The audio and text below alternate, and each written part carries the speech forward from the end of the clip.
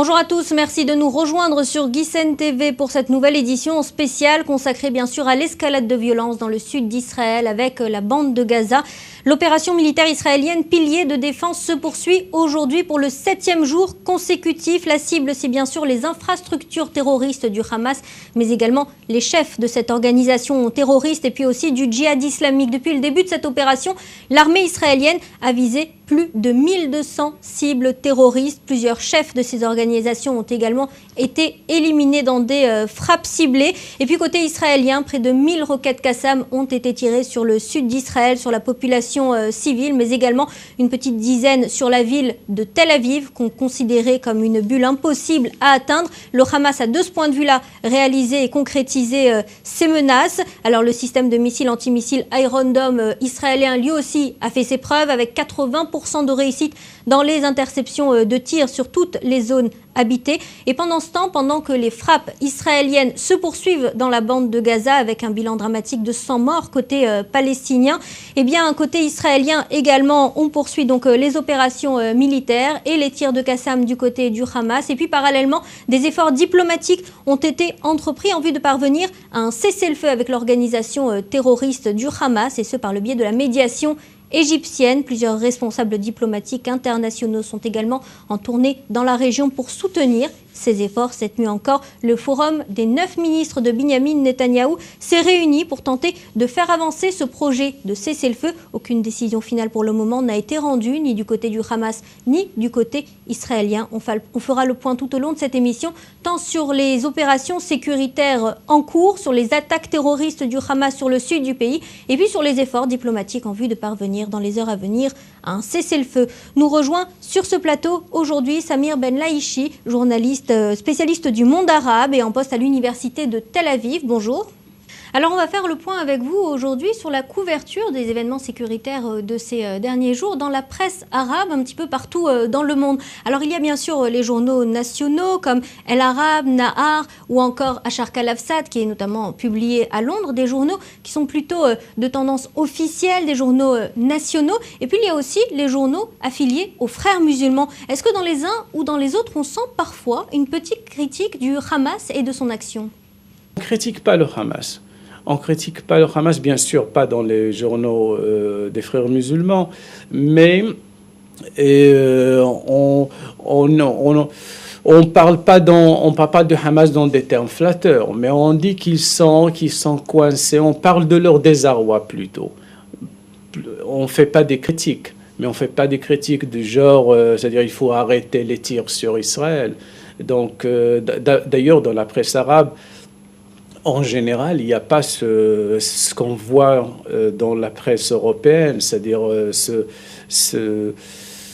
cette balance qu'on peut, c'est-à-dire ce juste milieu qu'on cherche, c'est-à-dire de montrer la difficulté où vivent les Israéliens et les désarrois ou les massacres palestiniens. Donc en fait, il n'y a pas de couverture médiatique des deux côtés mis en cause aujourd'hui dans cette opération et dans l'escalade de violence. On ne voit pas ce qui se passe côté israélien et ce qui se passe côté palestinien. Non, on ne le fait pas. Moi, j'aurais bien voulu voir, je sais pas, peut-être une minute sur une famille, par exemple, qui souffre en Israël pour montrer qu'il y a des gens qui souffrent sans idéologie, sans parler du gouvernement israélien, sans parler de l'armée, mais on parle juste d'une famille à Ashkelon, par exemple. Mais ça n'existe pas. Ça n'existe pas. On n'est pas dans la rhétorique et dans la rhétorique de la presse européenne où elle essaie d'être un petit peu au milieu on ne voit pas encore ça. On ne voit pas encore ça, je crois, c'est à cause d'un problème un petit peu philosophique. On est un petit peu incapable. Quand je dis on est incapable, dans les deux camps. Cela signifie qu'il y a un petit peu un parti pris de la presse des deux côtés dès le départ? Oui, on est incapable de s'identifier avec la souffrance de l'autre. C'est-à-dire, surtout quand il y a une guerre. Quand il y a une guerre, chaque clan essaye de vivre son malheur à lui, s'identifier avec les siens, Et on oublie qu'il y a une autre souffrance au-delà des frontières. C'est très humain. Alors la presse palestinienne, on le sait également, a bien sûr couvert la situation, qu'il s'agisse de la presse dans la bande de Gaza, mais également en Judée, Samarie. Et ça y est, depuis quelques jours, on sent les premières manifestations venir sur le devant de la scène, des premières manifestations venues des villes palestiniennes de Judée, Samarie. Est-ce qu'il faut s'attendre à une nouvelle dégradation de la situation? Ok, dans la presse arabe, par exemple, surtout la presse qui s'identifie avec les frères musulmans, on se posait des questions pareilles, c'est-à-dire à tel point la Cisjordanie va réagir, à tel point ils vont prendre partie dans cette guerre. Et on y est, il y a une mobilisation aujourd'hui en Judée? Aujourd'hui, bien sûr, il y a des grèves, peut-être pas des grèves, mais il y a des manifestations. Il y a même une grève de la faim des prisonniers israéliens. D'ailleurs, on voit sur ces images les manifestations qui ont donc eu lieu hier après-midi dans les territoires palestiniens de Judée-Samarie, où des centaines de manifestants palestiniens ont fait face aux forces armées israéliennes. Il y a des rapports de l'agence des médecins, pas sans frontières, médecins de droits de l'homme, une organisation israélienne qui parle d'une grève de la faim dans les prisons israéliennes. La grève de la faim des prisonniers palestiniens. Et donc, il y a des manifestations. C'est souvent réprimé soit par la police palestinienne, soit par les soldats israéliens. Alors une dernière question, Samir, vous êtes vous-même en Israël depuis plus de 15 ans, vous êtes né au Maroc, vous êtes aujourd'hui un arabe qui vit en Israël, un arabe israélien, mais vous êtes de confession musulmane. Comment est-ce que vous vivez ce conflit aujourd'hui? Est-ce que vous avez reçu certaines réactions? Je ne suis pas l'arabe israélien, je suis un Marocain musulman qui vit en Israël. Donc c'est pour cela j'essaye de jouir de ma neutralité, c'est-à-dire de rester un petit peu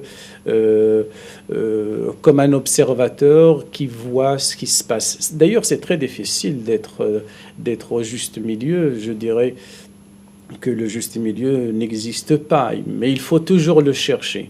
C'est un peu très difficile, mais surtout quand on vient du monde arabe, c'est-à-dire on s'identifie automatiquement avec les Palestiniens, mais même quand je vis ici,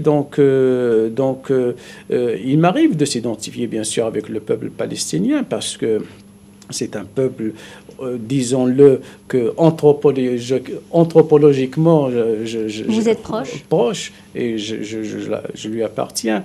Mais en même temps, parce que je vis ici, c'est-à-dire je vois ce que l'autre ne peut pas voir de l'autre côté. Donc je vois qu'il y a une vie, il y a des gens qui souffrent, il y a une vie normale. Et vous avez une vision optimiste de l'avenir ? Vision optimiste, moi je sais pas parce que comme je vous ai déjà dit, il y a cette incapacité de s'identifier avec la souffrance de l'autre. Je parle pas en temps de guerre, mais en temps de non-guerre. Il faut faire des moyens pour chercher des adresses, je sais pas, des associations pour parler. Il faut qu'il y ait une adresse pour que les gens parlent au lieu et davantage de dialogue entre les peuples. Oui, parce qu'il y a même, je sais pas, même sur une chaîne de télévision, par le biais d'une radio, où on peut même s'insulter, mais au moins, il y aurait une communication. Une communication. Merci pour toutes ces explications, Samir Benlaïchi. Merci d'avoir été avec nous pour cette revue de presse du monde arabe. Merci. Voilà, et puis à l'heure où nous vous parlons, il y a un tir de roquette Qassam qui a été signalé sur la ville de Be'er-Sheva avec un impact direct sur un immeuble d'habitation. Un blessé dans un état léger aurait été signalé. Voilà, un tir, on me précise, qui n'a donc pas été signalé sur un immeuble d'habitation, mais sur un autobus et qui a fait donc un